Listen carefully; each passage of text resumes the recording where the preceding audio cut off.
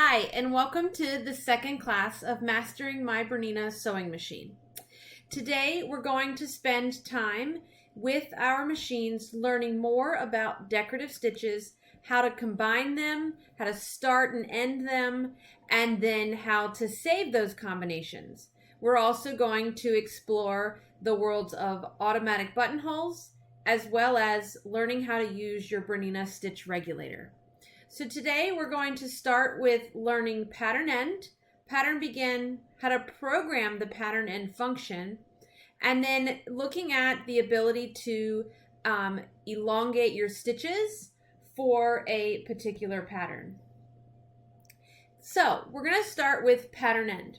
So right now on the screen in the upper right hand corner you see a picture of a B790 screen. This should be very kind of middle of the road, looks similar to what a 4, 5, 7, or any 8 series machine looks like. We are going to be working with a decorative stitch. Now on the slide and in the mastery workbook, they talk about using the heart. I just have the little oval bobble chosen for this example. I'm going to sew 1.5, 2.5, or 2 and something stitches. Have you ever found when you've been sewing a decorative stitch that you are constantly looking at, am I done, to make sure that you have that full flower or the full heart, because you don't want to end with a partial pattern? Pattern end is the function that you want to use to guarantee that you will stop sewing when you have a complete pattern. So what I'm going to do is on the lower portion of the screen here, lower right hand corner, you have an actual machine stitched. So I have sewn one and a part of another pattern so that you can see that here. So I have one and part of another. So let's pretend that this was the end of my row and I was going to come up and start a new row. So if I had cut my fabric and moved it to the top and picked up sewing, the machine is going to start sewing exactly where it left off at the previous row. So what we want to do is when we are starting to sew the last pattern that we want, we're going to find our pattern end button and we're going to press it. So on a most machines, it is going to be right above the speed function to the left of the screen. My 880s, you're actually going to find this down on the head of your machine, right where your needle threading and your scissor buttons are. This button is the triangle with the line at the bottom. When we engage that button, it will, on most machines, it will illuminate to show you that you have activated it. And on your screens, you will see a image of a stop sign or the word stop. So what's going to happen is I'm going to start sewing here. On my last pattern, I'm going to reach up and I'm going to press pattern end, and I'm just going to keep my foot on the gas. The machine is going to stop all on its own, okay? I didn't take my foot off the gas. The machine stopped. I'm going to cut my thread here, and we're going to take our fabric out, and we'll see that when we went from, let me pull up my screen here. When we went from here, where we didn't finish, and we just moved to the next row, this is where it picked up where we left off, okay? When we started sewing again, when I finished stitching, I hit pattern end, and you see that the machine stopped exactly at the end of a full pattern, okay? So this is, if you're looking for making sure that you always finish with a full stitch, pattern end is going to become your best friend. So let's look at how to fix this issue. If you just were sewing rows and rows of decorative stitches, you didn't really care how it ended, but you always wanted to make sure that you started with a full pattern, you're going to find and use your pattern begin function. So let me start sewing again here. So I have part of a pattern. I'm going to move my fabric down and I'm going to find my pattern begin button. Pattern begin on a 7 series machine could be in a variety of places. The 790, it's a button on the outside of the machine. Okay, my 5 series machines, it may be actually right in the middle of your screen. Okay, you will have the pattern end button. So, or pattern begin, sorry. Pattern end, pattern begin. Pattern begin has the triangle with the line at the top of it. It could be in the middle of your screen, kind of looking like what you see here. So my 790s, it is to the left of your screen, right above where pattern end is. My 8 series machines, you're going to find it is actually on your screen. And then my 4, 5s, and 7s, it's on your screen as well. Okay? So what that means is that when I want to start the next row, I'm going to move to the next row.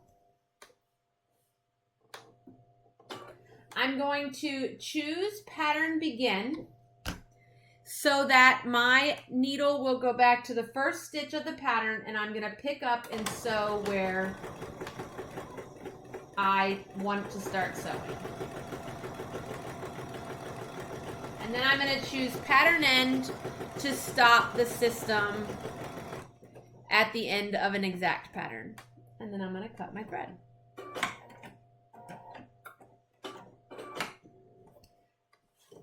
So you'll see that previously when we ended the pattern and started the new row, it picked up where this one left off.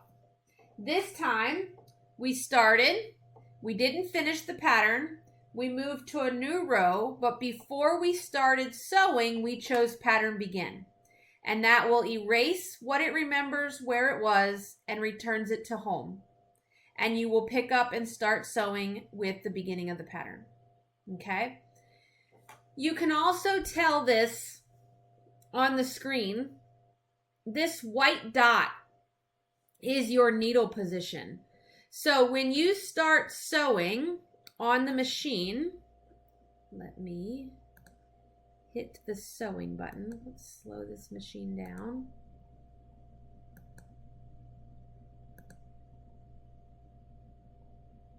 Okay. You're going to see this white dot will move as you are sewing on the machine. Okay?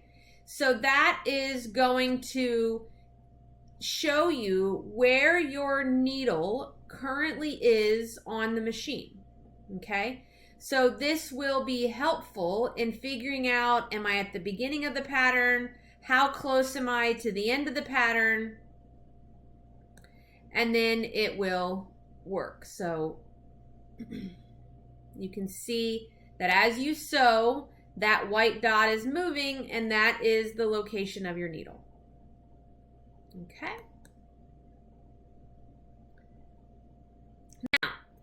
Now that we have, and I would play around with this, kind of give a try. I use pattern end a lot. Excuse me. Now, you'll notice that when my system finished the pattern, the machine would just stop. And then I would manually cut my thread. You have the ability in your systems to program your pattern end function. So the machines that are listed on screen, my 570s and up, you have the ability to customize pattern end. To get to that point, you're going to touch the gears on the machine. You're going to choose sewing settings. programmable buttons, which is the 3 little buttons with the hand at it. And then once you're in here, you're going to choose the pattern end function. And once you're inside pattern end, we have a variety of options that we can do. What you're seeing up here at the top of the screen is the way that it probably is set now, meaning that when you touch pattern end, the system is going to end the pattern. Okay? When you want the system to tie a knot at the end of a pattern, we would engage the knot, so we would touch the knot function, and then we're going to have 2 options of knots. And we've talked about this in Mastery 1, the securing function. So we have 2 options. One being to stitch in place, and the other option being to stitch in a row or a running stitch, and then you have the ability to customize that from anywhere from 3 to 6 stitches. You can also choose the option of cutting your thread and raising your foot.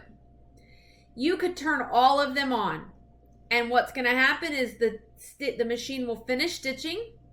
It will stitch the knot that you have chosen. Then it will cut the thread and raise the foot. It's completely your choice. I personally don't have the cutting turned on because sometimes when I use pattern end, I'm really not wanting to end. I want to get to a point where I think I don't need any more, but sometimes I don't guess right.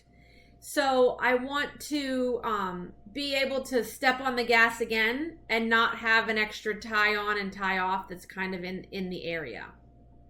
So I usually stop with my needle in the down position, and then I will make a decision as to if I want to cut my thread or if I need to sew more.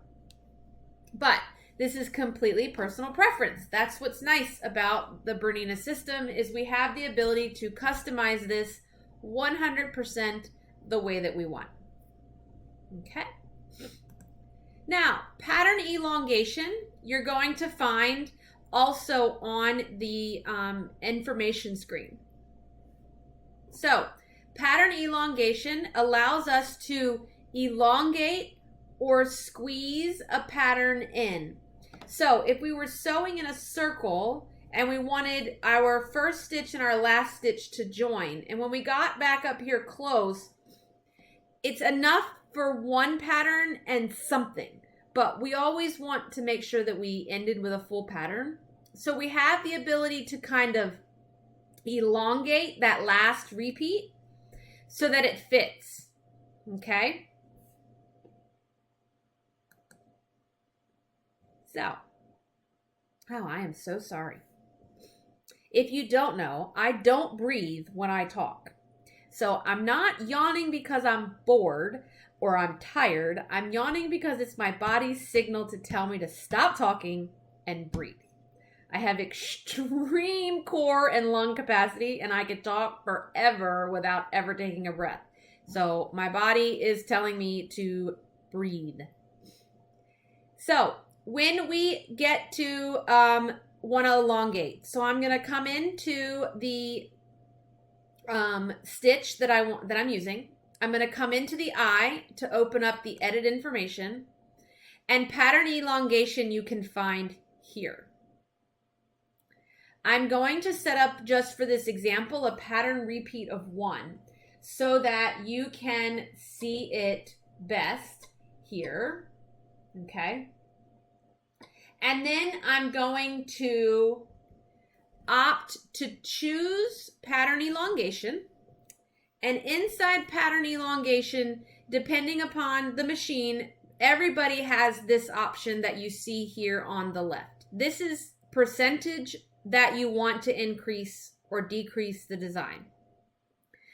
The setting on the right is stitch density that only comes into play with the 790 and the 880. So we talk about that in Mastery 3. So we're going to look here. We have a couple of ways to edit this percentage. You can use the plus and the minus button on the screen to go up 1% at a time. You can use either your touch and drag this dot up and down until you get to the percentage that you want, or you get to the look that you want here. And remember, in Mastery 1, I talked about this being the length of a repeat. So you can play with this number until this becomes, easily divisible by the length that you have to fill. Okay? I can also increase this if I had to do it to 200%. I could also hit the plus 100 once to go to 200%, or touch it again to go to 300%. So you have the option to be able to increase and decrease that. Remember, if you make changes and you want to return it to default, you would touch the yellow square to return it to default. Okay. Okay. Now, what we're going to do is I'm going to go back. I'm going to set it back up for a repeat of 1. We're going to stitch 1 scallop so that I can show you what it looks like. Regular.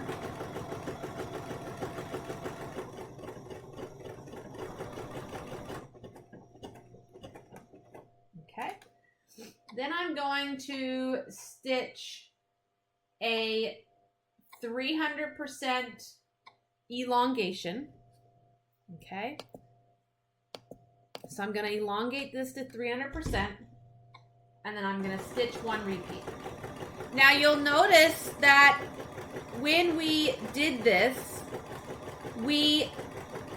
our stitch density was maintained, meaning that whether this stitch is at normal or 300% bigger, my stitch is going to look the same. It's not taking the same number of stitches and spreading it out over 300%.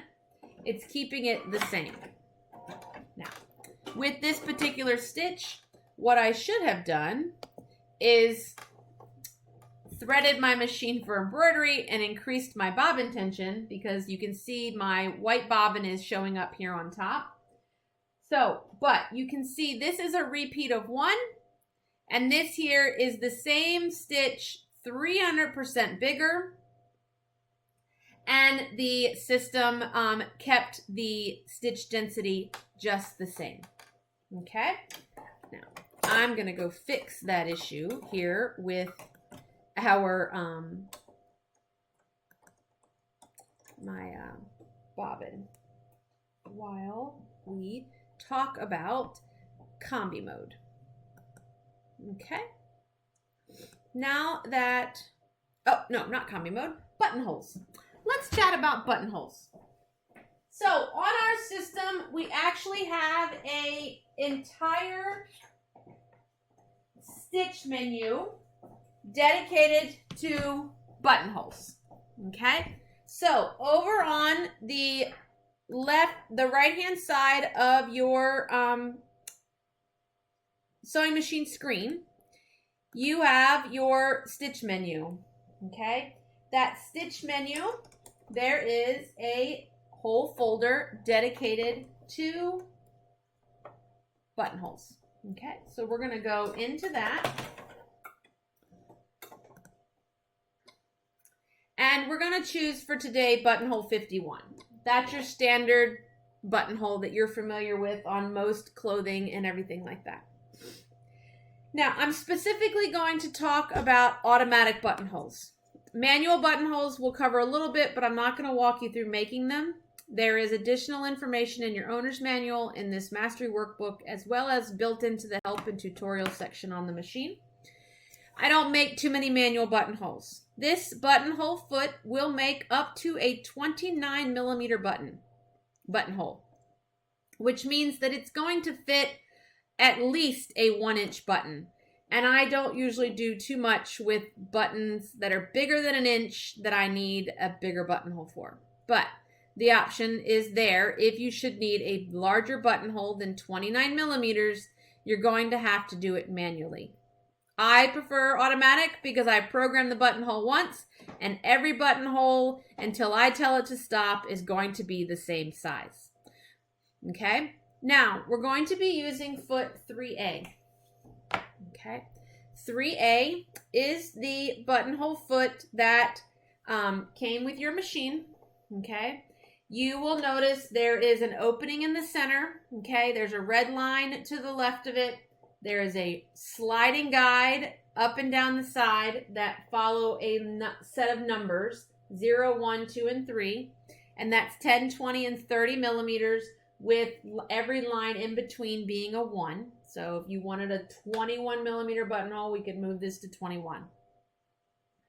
Now, today's machines, all of us have buttonhole measuring built into the screen, and we're going to cover that. First, I want to put this foot on.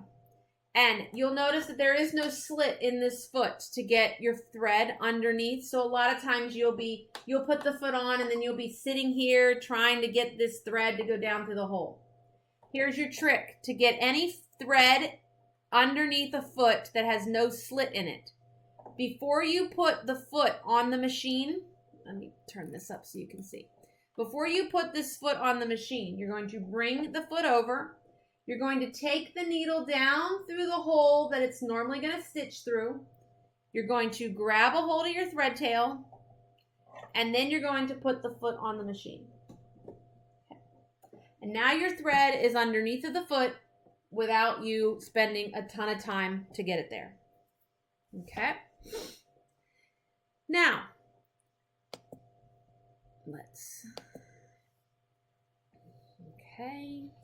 Let's look at measuring on screen for your buttonhole. So we've gone into the buttonhole, and on our screen is the letter I. Okay, and this is the function, the buttonhole height is what we're looking for. Okay, it's usually the first little second down from the top. It has a picture of a buttonhole, an arrow at the top, arrow at the bottom, and a number above it. And the default is 16 millimeters.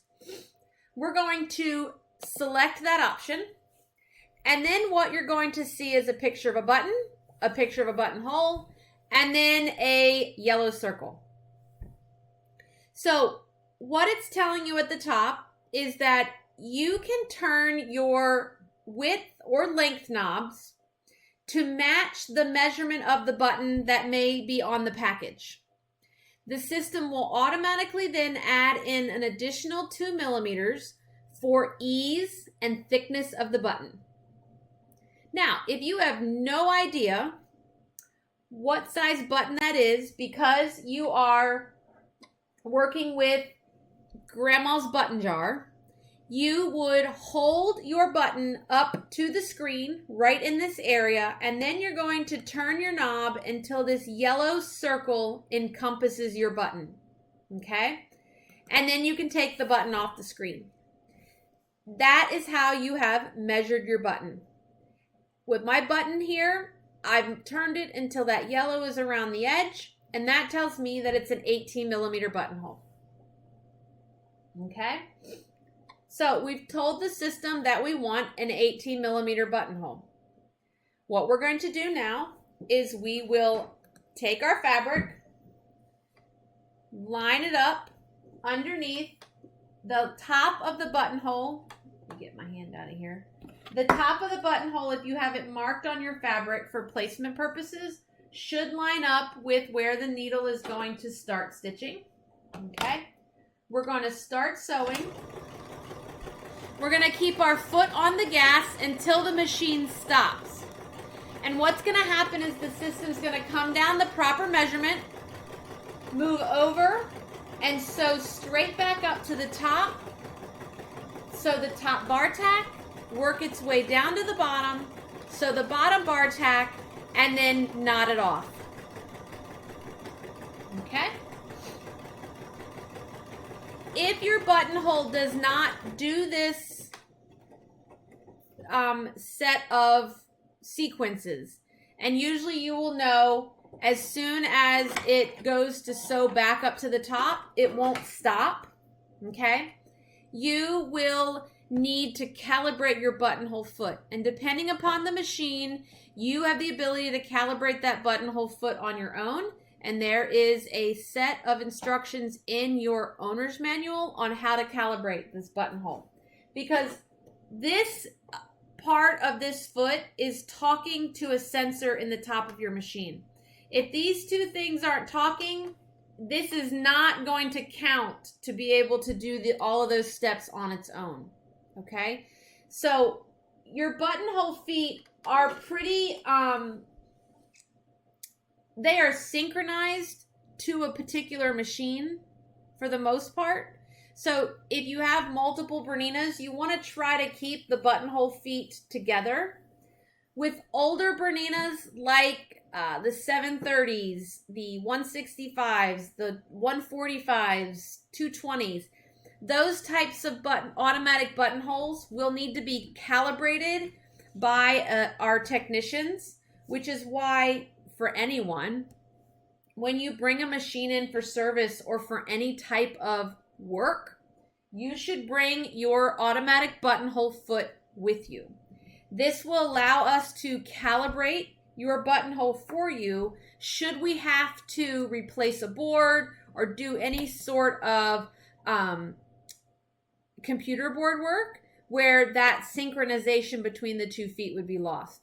So always bring your buttonhole foot with you, and that will just keep you from panicking on a Sunday afternoon when your machine won't make a buttonhole.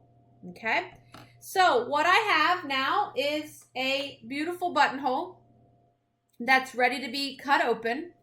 I could very easily move to the next part of my garment or the next item that I need and make another buttonhole. The system will continue to make this buttonhole over and over and over again until you press clear, which is the CLR button on the machine. When you press clear, the system will clear out any changes you've made to the default and send it back to the original size.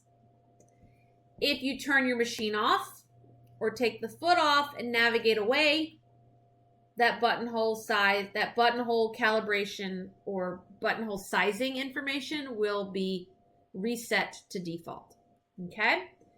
Now, we do have the ability to put a buttonhole into memory. Okay? Meaning that if you are in the business of making shirts,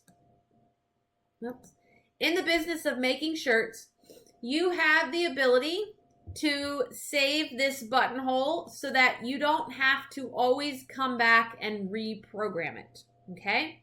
So you get your buttonhole set up the way that you want. So I'm going to come in here and we're just going to go back to this 18 millimeter buttonhole. I am going to choose the heart folder. Remember, that's your personal folder that you're saving things to. I'm going to save this stitch. I'm going to pick a folder and then hit the green check mark.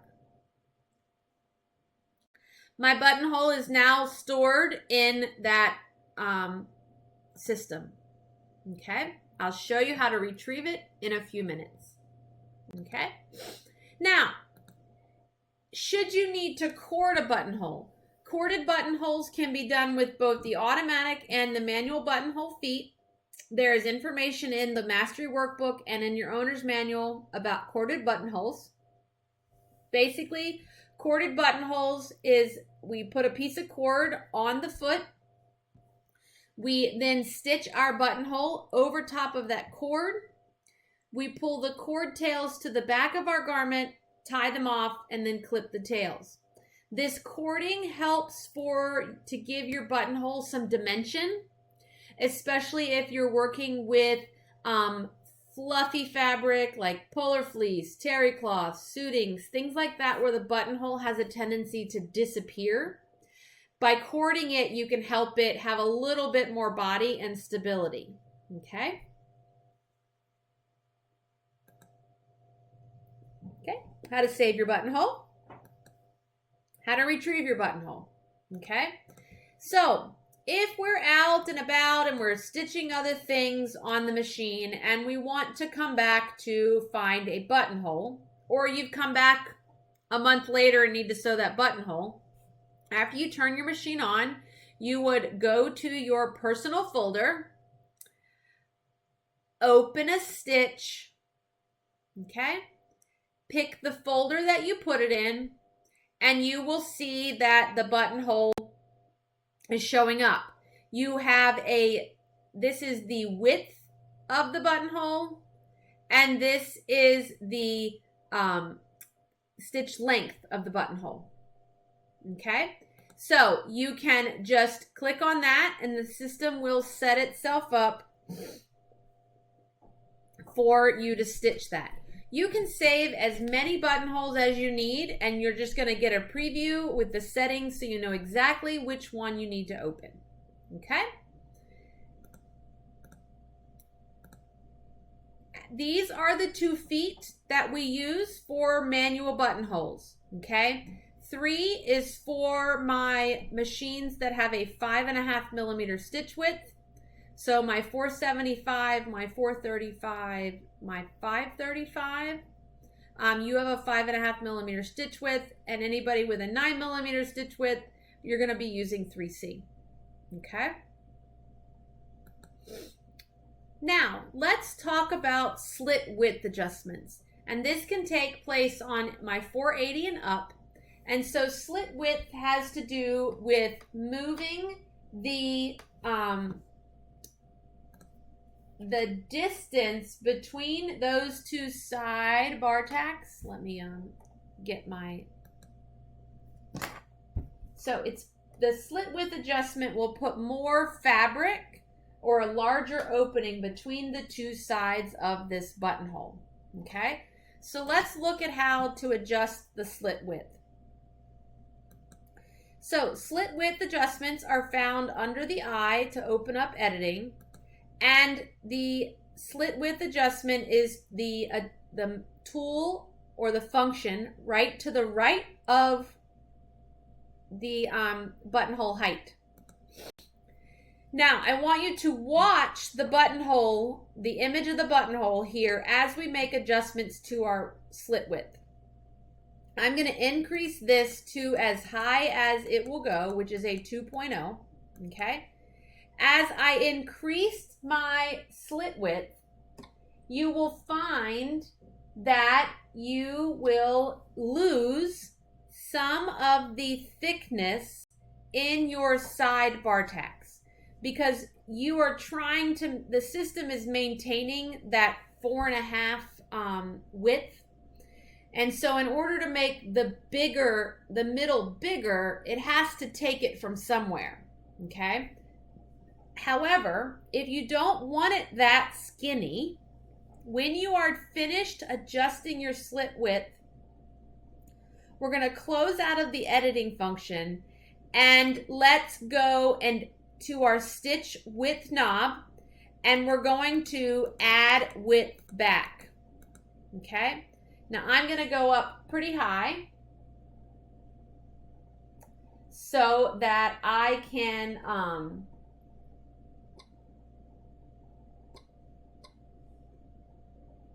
show you an exaggerated version here, okay, while we sew this buttonhole, okay? And then the buttonhole will stitch just like the previous buttonhole.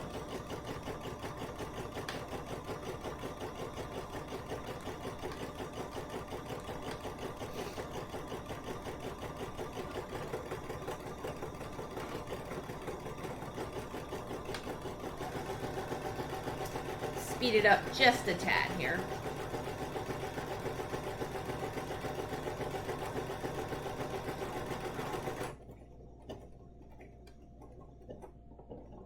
Okay, we're going to cut our thread. And you're going to see these 2 buttonholes, same length. All we did was adjust the width here and adjust add more stitch slit width. Adjust the slit width and added more stitch width to the sides of the buttonholes. Okay, so the look that you get is just going to be a matter of what you're looking for. Okay, one note about buttonholes is if you look at a buttonhole, okay, and you feel that, let me get this, that there's too much spacing between your threads and it kind of looks thin, buttonholes I would stitch with a thicker thread. Okay, you can decrease the stitch length a little, but I usually don't take my stitch length down any more than really like a 0.5. The 0.45 would be okay, but a 0.5, if you go too low, then you will get thread building up on itself because the fabric's not moving far enough to accommodate the thread. So I usually, if I'm not happy with the result at the default setting and I have a thicker like 40 weight or 30 weight thread in the color that I want, then I would stitch it with that. If I don't, you can carefully line this buttonhole back up on top of the other, start it again, and stitch over it twice.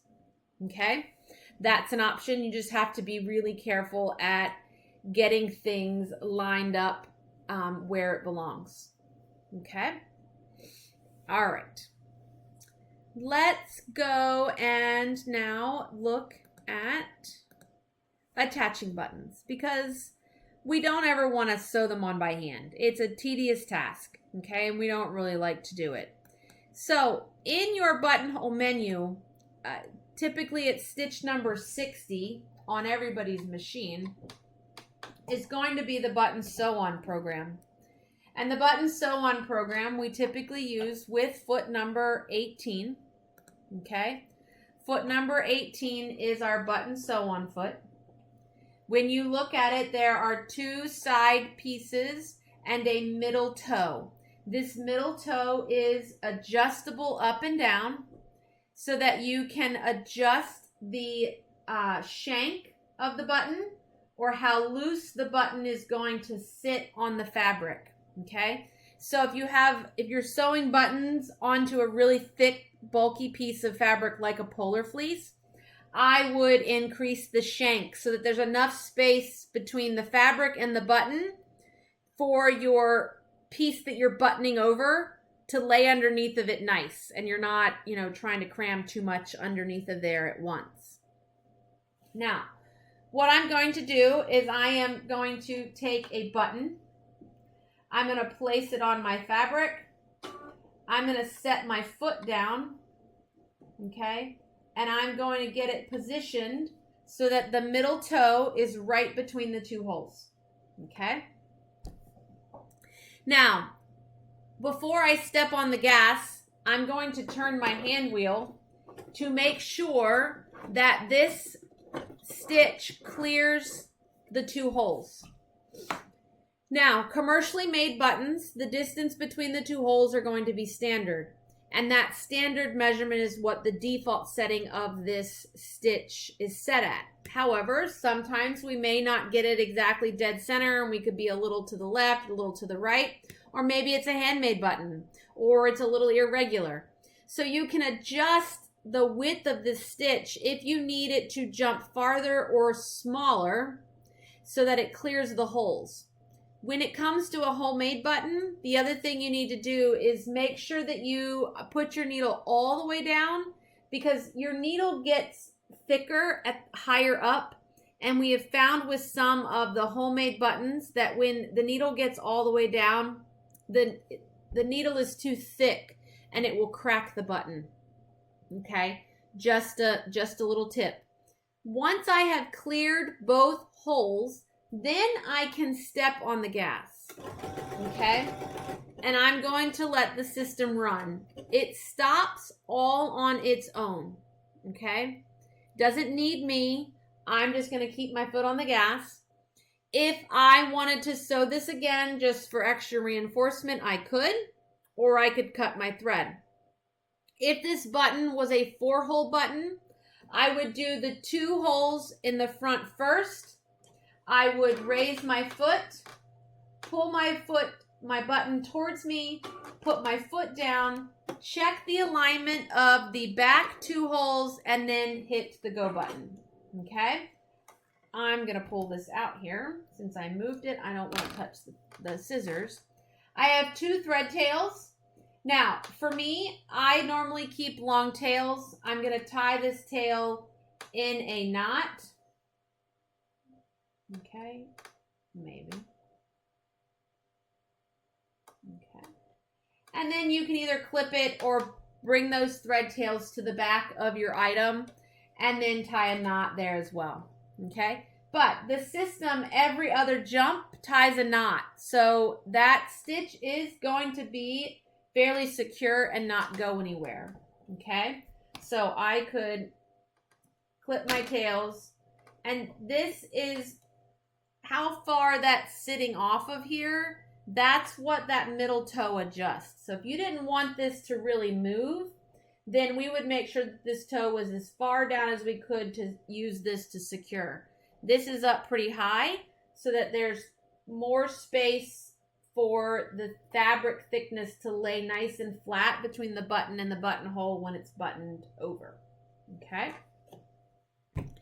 Now, you can also use this buttonhole button sew on program for hooks and eyes, charms, anything along that line. That's a piece of ribbon that we tacked in place and then tied. So if you're looking for a faux tied quilt and you don't want to have to sit there and tie all the intersections, you could lay a piece of ribbon down, stitch the button sew on program through the ribbon, and then tie it in a bow or tie it in a knot. Okay, I also have used this program without buttons at all to tack or tie a quilt, kind of an invisible tied quilt. I didn't really want it to be seen. I didn't want ribbon. I just came to every intersection and ran this stitch right at the intersection of the squares, and then moved on to the next intersection and ran it again, so that it just tacked my front and my back together and kept everything without me having to sit down and do it by hand. Okay, so that's the button sew on program. Nice to have. If you don't have presser foot 18, you can use other presser feet. We use a lot of our free motion feet, but they're just not adjustable in shank. And the button has a tendency to want to slide a little easier on other feet beyond the 18. But just an option. Now that we have buttons made and buttons sewn on, let's talk about Combi mode and using the ability to combine our decorative stitches together to create our own, what we call recipe, and then we'll talk about how to use lettering in Combi mode. Once you've mastered both, you can very easily combine your stitches and lettering into one combination. Okay? Something fun.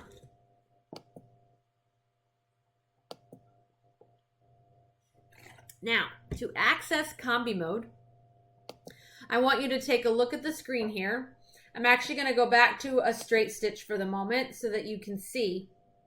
And what I want you to see is this plus sign down the bottom of your stitch. Okay? The bottom of that stitch, this plus sign is how you get into Combi mode. And what I want you to notice is when I push this button, what happens to the screen. So when I activate Combi mode, my width, my length goes away, the picture of my stitch goes away, and it's gone. Okay? And now we're in Combi mode, and we can start choosing stitches to put into here. Note that when you touch a stitch, it's only going to put one repeat of that stitch on the screen.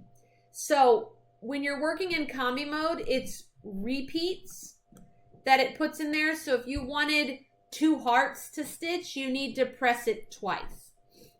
The biggest thing is combi mode accidentally gets turned on sometimes. So you turn it on and you press a straight stitch.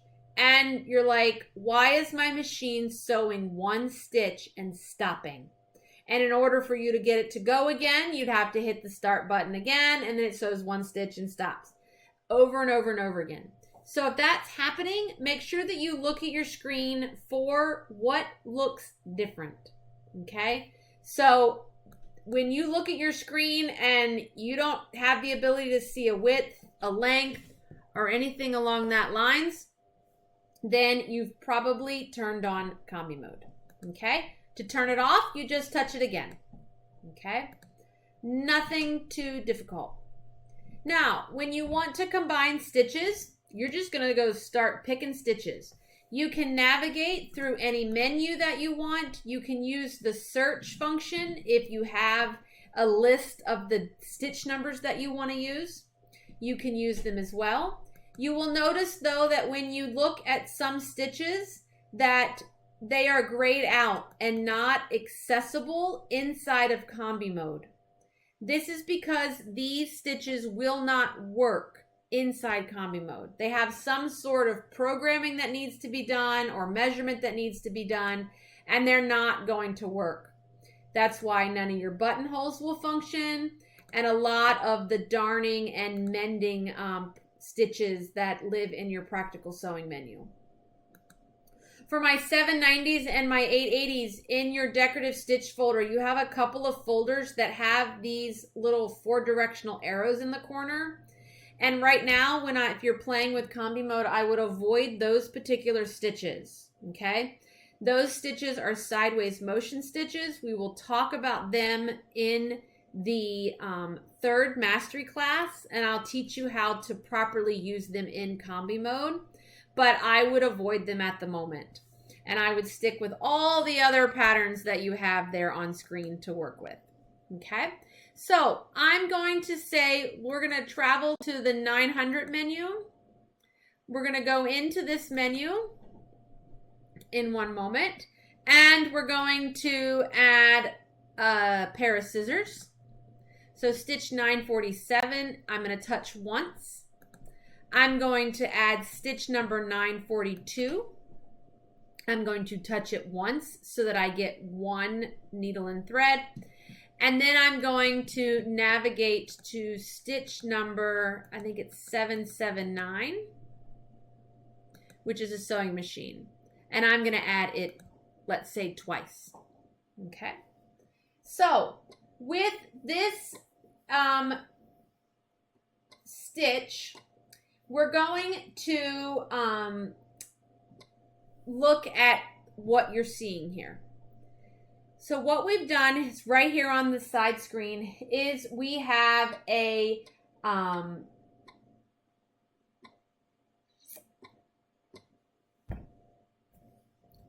layers, or kind of this is the order that it's going to stitch preview. So it starts at the top, so we get arrow all the way up. And it's going to start with a pair of scissors, and then this is going to stitch, and this is going to stitch, and then this is going to stitch. So it kind of gives you an idea as you're, it's kind of like a film strip. Each one of those pictures is showing you that that's what's going to come next. You'll see that you have this little dotted line. That dotted line is your cursor. So if I reached up on screen and touched my, this sewing machine, you see that the cursor lands here. And if I added another stitch, it's going to land and it's going to insert to below that line, okay? So if I wanted something to start, I wanted to insert a stitch in front of this pair of scissors, I would keep arrowing. The first time you hit the scissor, the cursor is at the bottom. If I touch it one more time, now the cursor's at the top.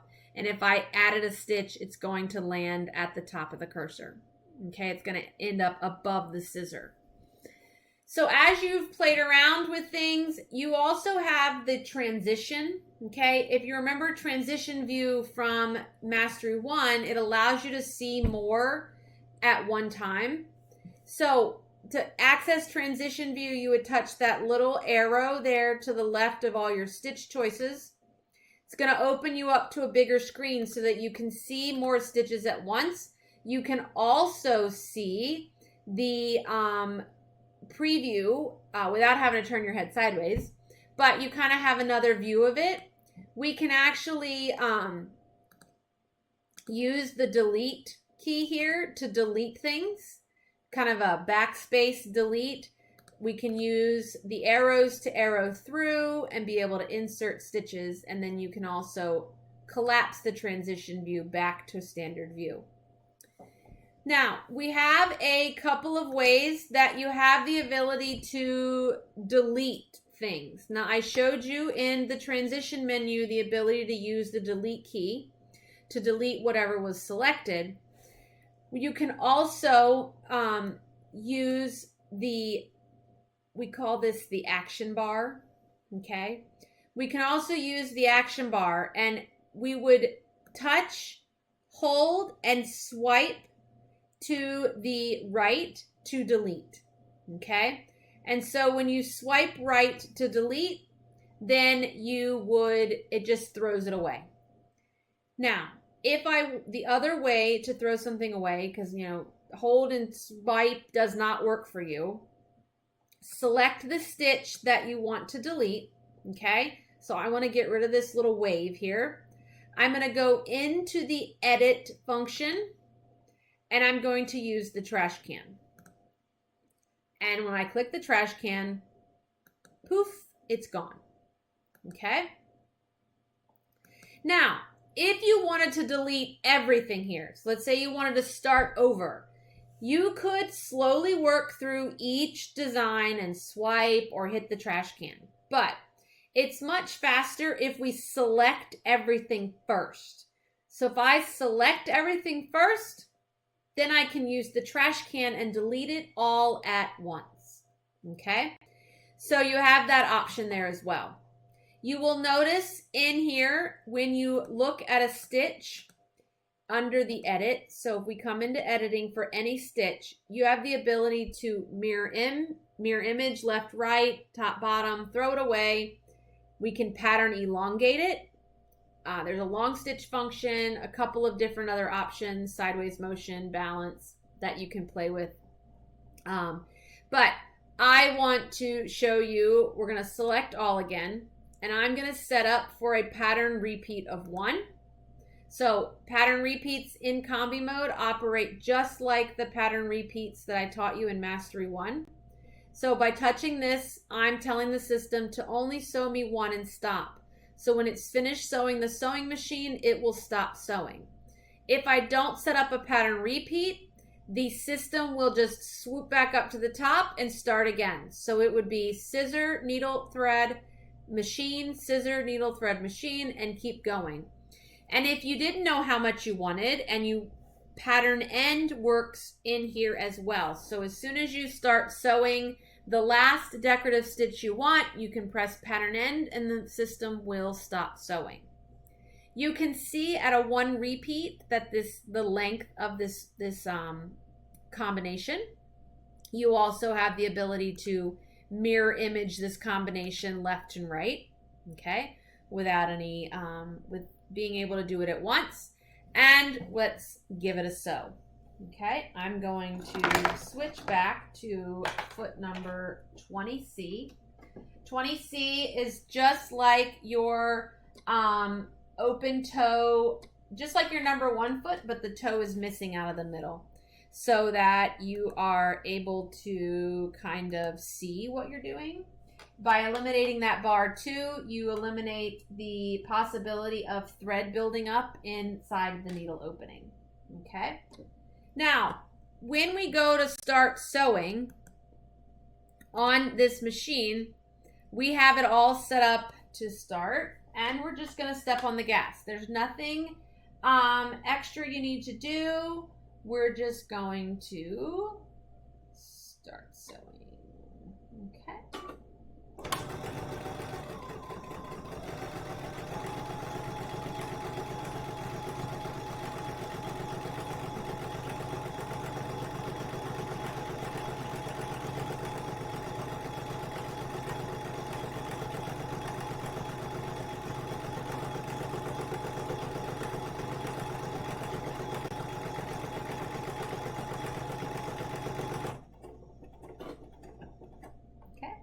There's my one repeat. I can now cut my thread and pull up my combination. Okay, and like I said, if we did it again, it would just start right over again with the scissors and keep on going until I told the machine to stop. Okay, now let's look at if you wanted to save this. Saving a pattern is just like saving a decorative stitch or a buttonhole, okay? Nothing's any different than that. So once you create your pattern, you would choose the personal folder, save. Now, I've already saved this in here a couple of times. I'm going to save it yet again, and I'm just going to hit the green check mark, and it's going to save it in there. Okay, so now that it's saved, and we'll come back to it in a little bit to pick up where, how to find it. Now, let's talk about lettering, because we have the ability on the sewing side to use the system with lettering. I'm going to delete all of this. I'm going to come in, select all, and then use the trash can and throw it away. So now that I have a blank slate, we're going to look at lettering. And lettering on your machine is the sewing side of lettering. You're talking no more than 1/4 of an inch tall. Depending upon your machine is going to depend upon how many fonts that you see here. And I want everyone to take a look at this lower font. My 790 and my 880s and my 730s and my 830s and things like that. This particular alphabet that you see right here, if I touch the question mark and then touch that, they call it a monogram alphabet. I would not use this in Combi mode. Okay? It's another sideways motion alphabet that I will teach you how to use in Mastery 3. Let's stick with the other ones up here at the top, this cursive one, and then we'll learn all about monogramming next Mastery class. I'm going to pick a font. When you pick a font, you're going to see a selection of letters, and you're only going to see, maybe 9 or 12 of them at a time. And for example, on this page, I have 9 pages that I'd have to flip front and back to find my alphabet, my letters, my numbers, uppercase, lowercase. So when you're working with lettering, I highly suggest that you work in the transition screen. This will allow you to quickly change a keyboard to what you need it to be without having to scroll forever. Okay? I'm going to go ahead and type the word Bernina. Okay, as you can tell, I have a typo here. So I'm going to come back here. I'm going to go back to my R. I'm going to add an N. So I have, and then I'm going to arrow back out here to this end, and I'm going to add an A. Okay, I can also use uppercase, lowercase. There's my numbers, my punctuations. And if you need a special character, these 2 arrow buttons would get you out to your special character. There is no enter function here, okay? There is no enter. This is one line, not paragraphs. You want to type paragraphs. That's what embroidery is for. Or you need to create each line and save it, and then come back and embroider and sew them all separately, okay? So once I have my word selected, I will close my transition so that I can see what it looks like here. Now, I want to look at the editing functions of lettering, okay? So I'm going to come into the eye. I have the ability to mirror image, throw things away. I can elongate, balance, all that kind of things. I want to look at this function. This function allows you to make a letter bigger or smaller just with the click of a button.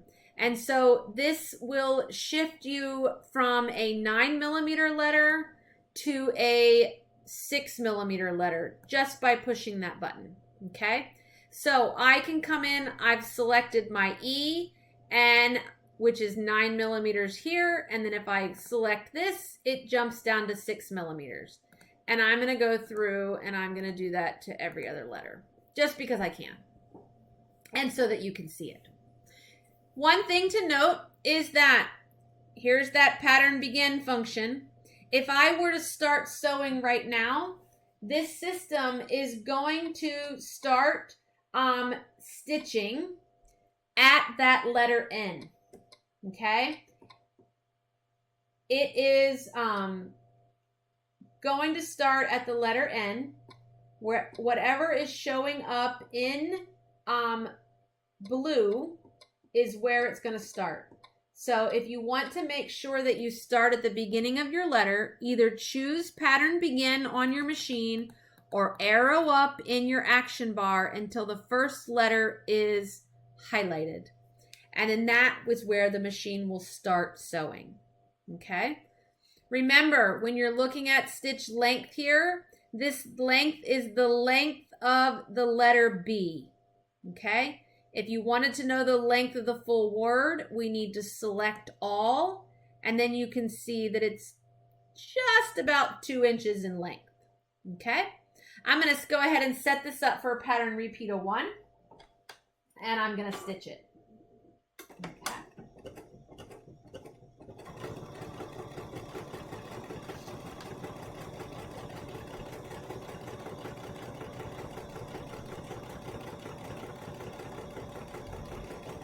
This is another section that when you are sewing this, that your letter, your white dot, if you look at the screen, will be very helpful. Oh, my thread broke.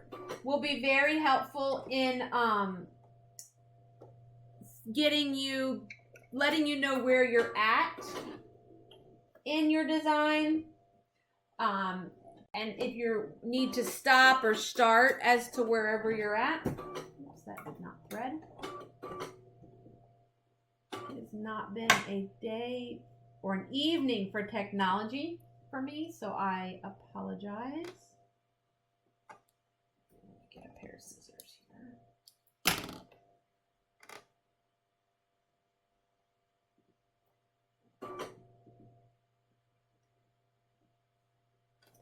Fortunately, it was right at the end of the E where the thread broke.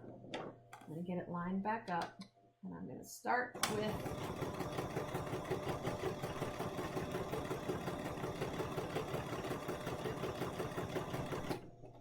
I'm going to stop that for a minute because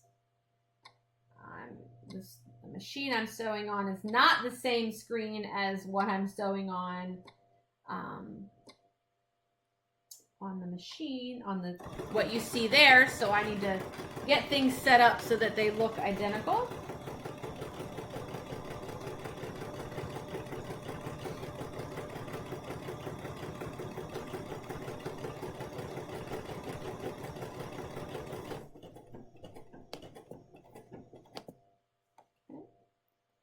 Cut my thread here.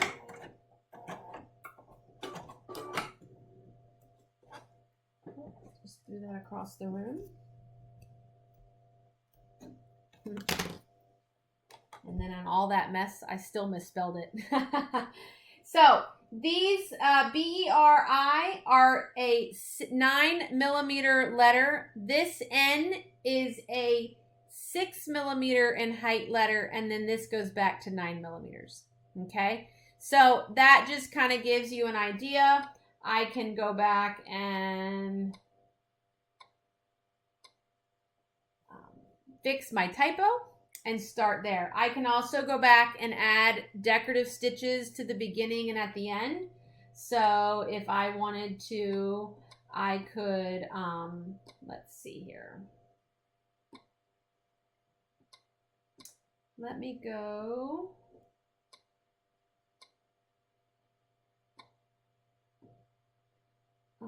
Find that sewing machine,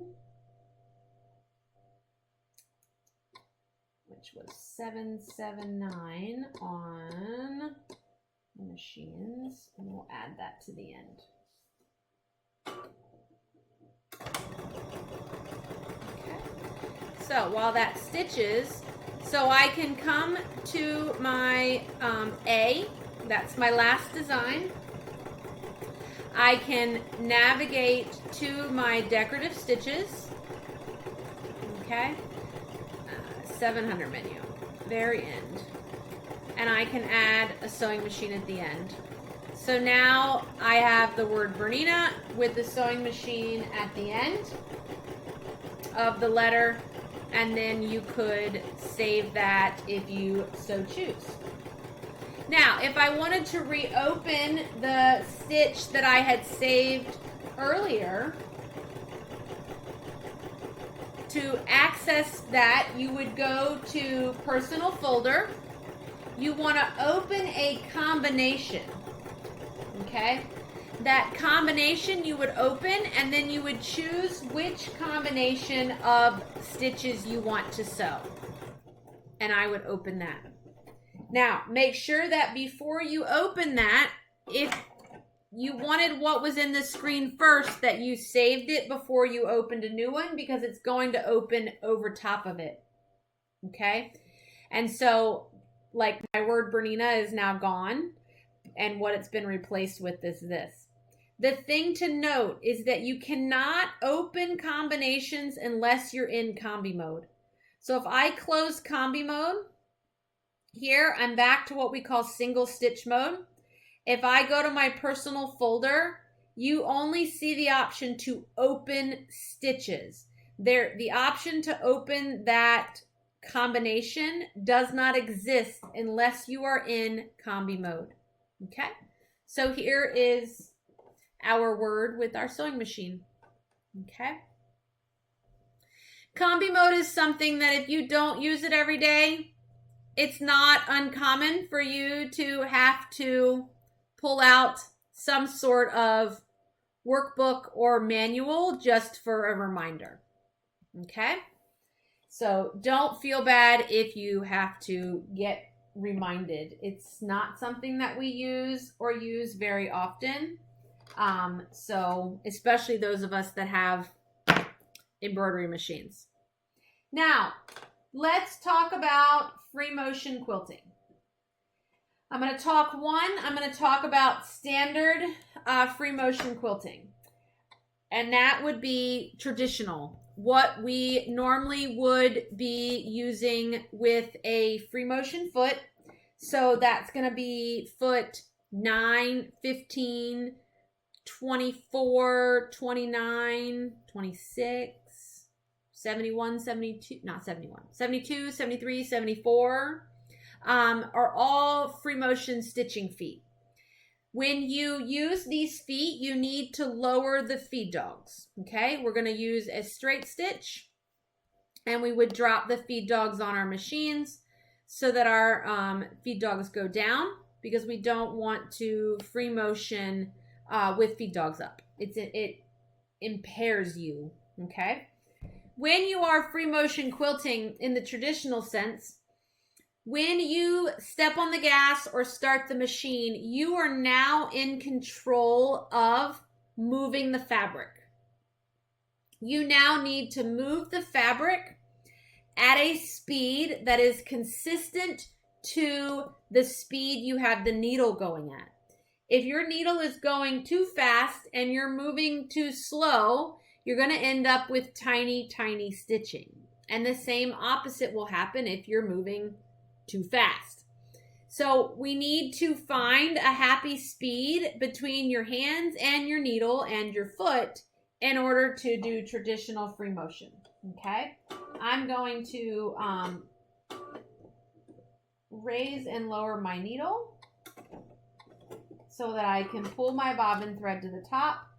When I free motion quilt, my upper and lower threads are always on top so that I can tie a knot and then bury my thread tails.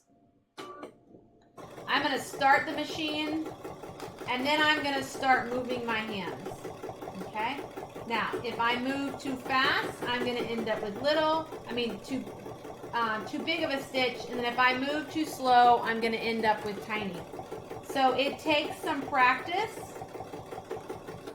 to get your stitching happy, okay?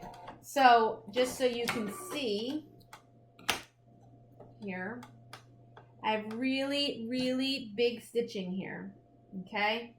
Really big. Get my tweezers underneath there maybe, okay? And I have itty bitty tiny, can't even get a pin underneath of it.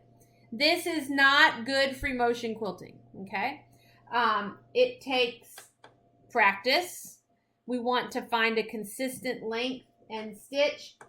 When you look at the back side, now I don't have another piece of fabric on the back here. You would normally have another piece of fabric. If you're free motioning and when it's coming around curves and you're seeing this kind of feathering or pulling, it means that you're pulling the fabric when the needle is still down in it, okay?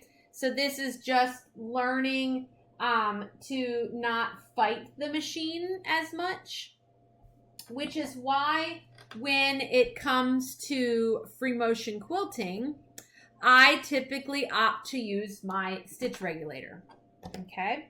So your BERNINA stitch regulator, okay, comes as a standard accessory with most machines, but it's an optional accessory for the 740, 535, 480, 475, and the 435 it's not compatible with at the moment, or won't ever be compatible with. It's not compatible with a 435.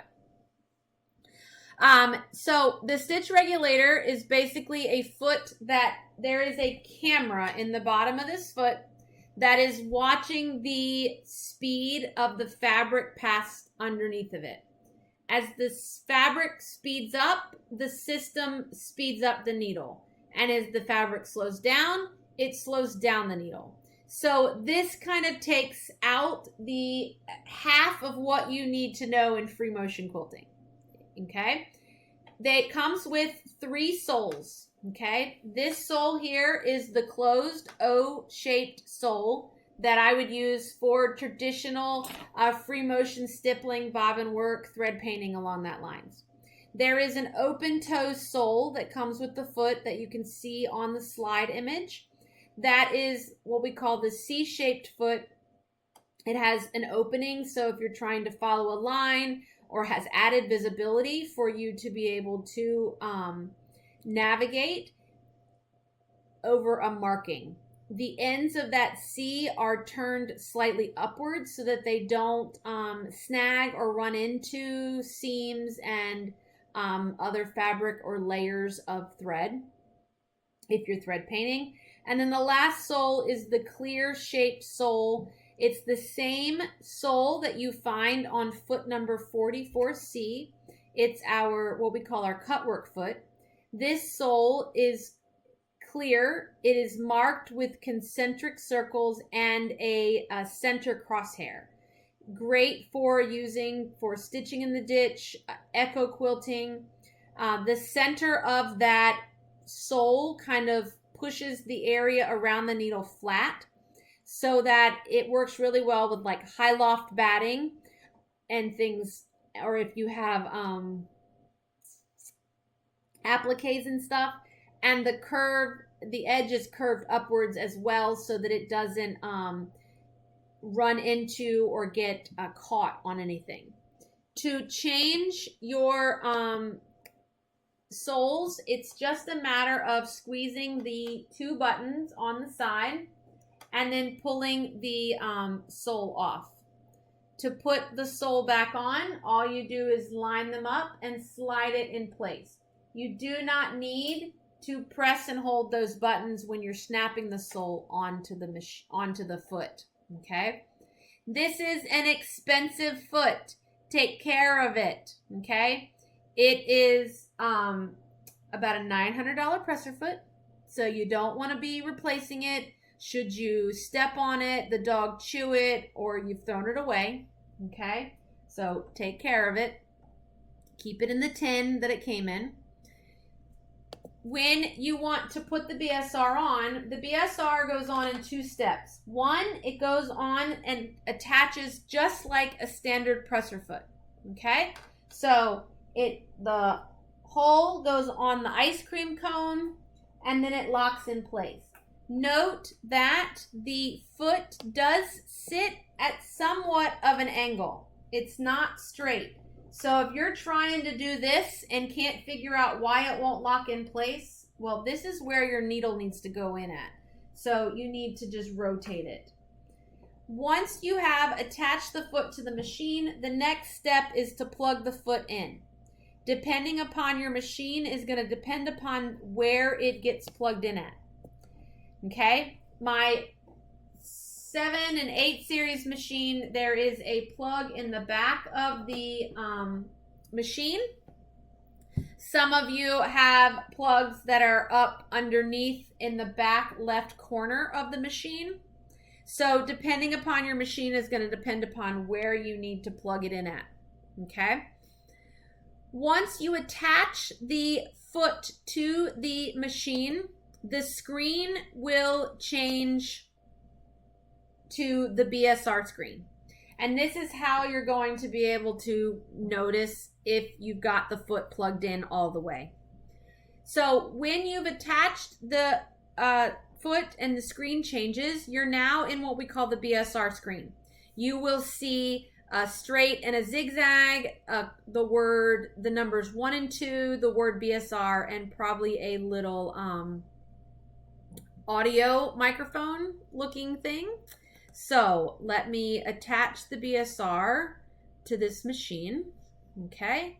And you will see now we're in the BSR screen. Okay. Now, when you attach the BSR to the machine, it is going to prompt you to lower the feed dogs. Okay, so you need to drop your feed dogs. My 8 series machines, when you lower the feed dogs, when you attach the BSR, the feed dogs are going to go down on their own. Okay, so that is just a note. The other thing to note is that the stitch regulator is going to beep at you or give you a audio and a visual signal if you are moving more than the speed limit. And the speed limit is about 1,000 stitches a minute. Okay, so when you get above that 1,000 stitches a minute, you are getting to a point where the system cannot regulate quite as consistent as it's supposed to, or it can. It's not terrible, but you could see a little bit of difference in your stitch lengths in that case. Now, I personally can't stand the noise. I hate the beep. I don't need it, so I can turn it off. So this is the icon that will turn the noise on and off, okay? And so you can activate it or deactivate it. It's completely your choice. What's nice is that if you are moving too fast, your illuminated start stop button, that's that green button that's on your machine, it will blink red. So I much rather have the visual versus hearing the noise. Just a personal preference. Now, you saw that we have 2 types of stitches. We can use a straight stitch and we can use a zigzag when we use the stitch regulator. Straight stitch for quilting, the zigzag is for thread painting. Okay? You can also use the straight stitch for thread painting too, but I wouldn't use the zigzag to quilt.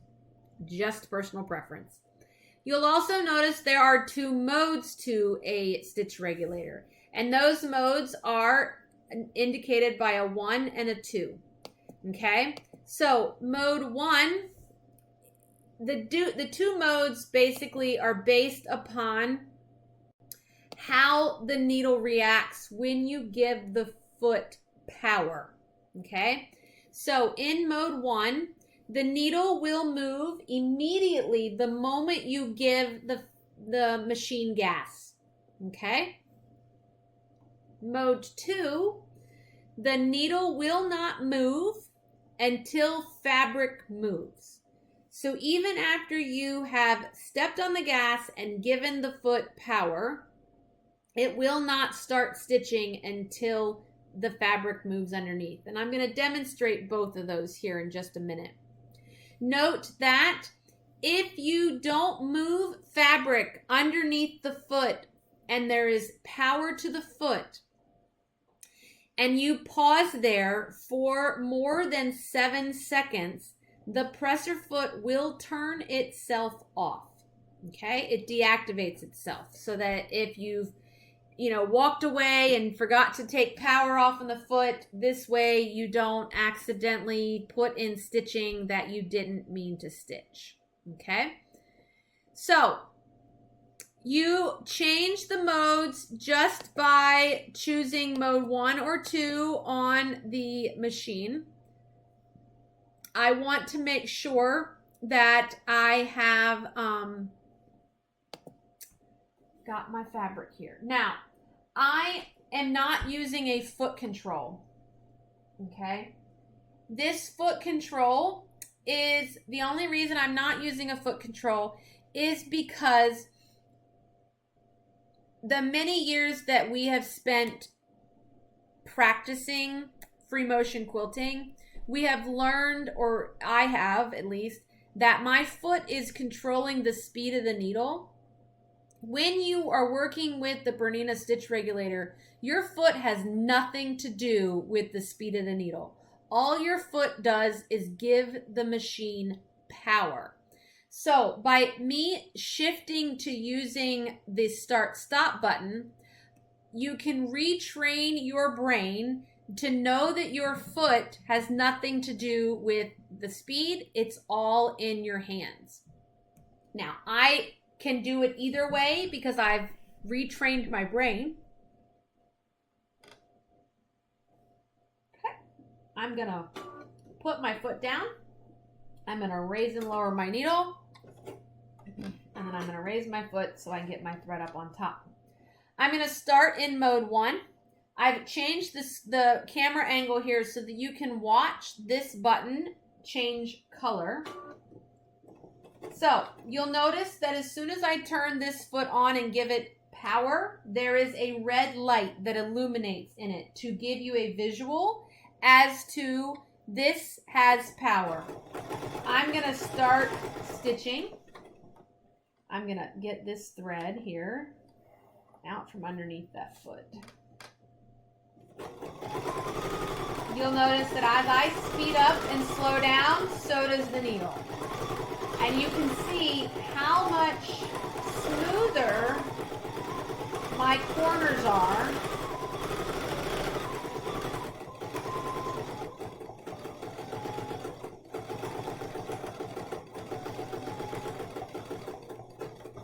Okay. When I want to tie a knot in mode 1, I just stop and stitch in place the number of stitches I want to tie a knot. And I will then have secured my stitching. Okay, that's mode 1. You'll may have noticed this light occasionally blinked to let me know that I'm moving a little fast. Okay, if it didn't, then I did a good job. Okay, let me back up here so that you can see a little bit more fabric. Let's go to mode 2, and so that you can see in mode 2, when I step on the gas or give the machine power, nothing happens. The red light is on the foot, but nothing is happening because I am in mode 2. And in mode 2, the needle doesn't move until fabric moves. And now that I've sat here longer than 7 seconds, the foot has turned itself off. So I would need to activate the foot again. Okay.